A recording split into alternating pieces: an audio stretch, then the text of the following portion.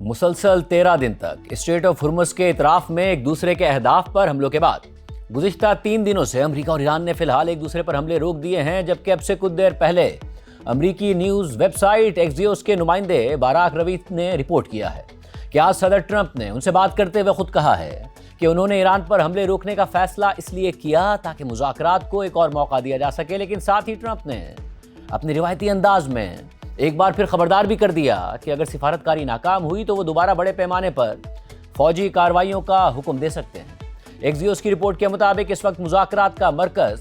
ایک ایسے نئے معاہدے پر ہے جس کے تحت اسٹریٹ آف ہرمز کو دوبارہ کھول دیا جائے گا اور جامع جوہری معاہدے پر بات چیت کا دوبارہ آغاز کر دیا جائے گا۔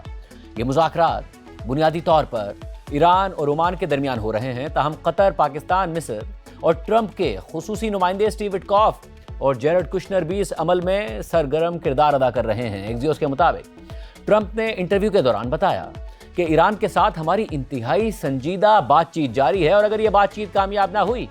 تو ہم دوبارہ انتہائی سخت فوجی کارروائی کی طرف چلے جائیں گے۔ اس دوران جب ٹرمپ سے پوچھا گیا کہ وہ سفارتکاری کو کتنا وقت دینے کے لیے تیار ہیں تو ٹرمپ نے کہا کہ زیادہ وقت نہیں،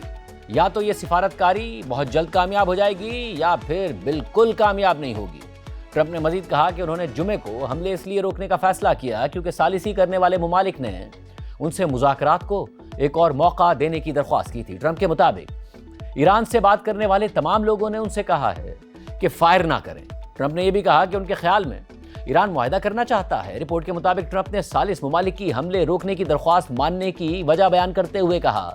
کہ اس سے اگر کچھ حاصل نہیں ہوتا تو اس سے کوئی نقصان بھی نہیں ہوگا۔ ٹرمپ نے مزید کہا کہ حملے روکنے کے بعد تیل کی قیمتوں میں کمی آئی ہے، اسٹاک مارکیٹ میں بہت تیزی دیکھنے میں آئی ہے۔ ساتھ ہی رپورٹس بھی سامنے آئی ہیں کہ جمعے کو وائٹ ہاؤس میں ہونے والے ایک اعلیٰ سطح کے اجلاس میں امریکی نائب صدر جے ڈی وینس اور chairman joint chiefs of staff general Dan Caine نے ایران کے خلاف جنگ مزید بڑھانے پر اپنے تحفظات کا اظہار کیا تھا، جس کے بعد صدر ٹرمپ کی جانب سے ایران پر نئے حملوں کا کوئی حکم سامنے نہیں آیا۔ اسی طرح امریکہ کی جانب سے حملے نہ ہونے کی وجہ سے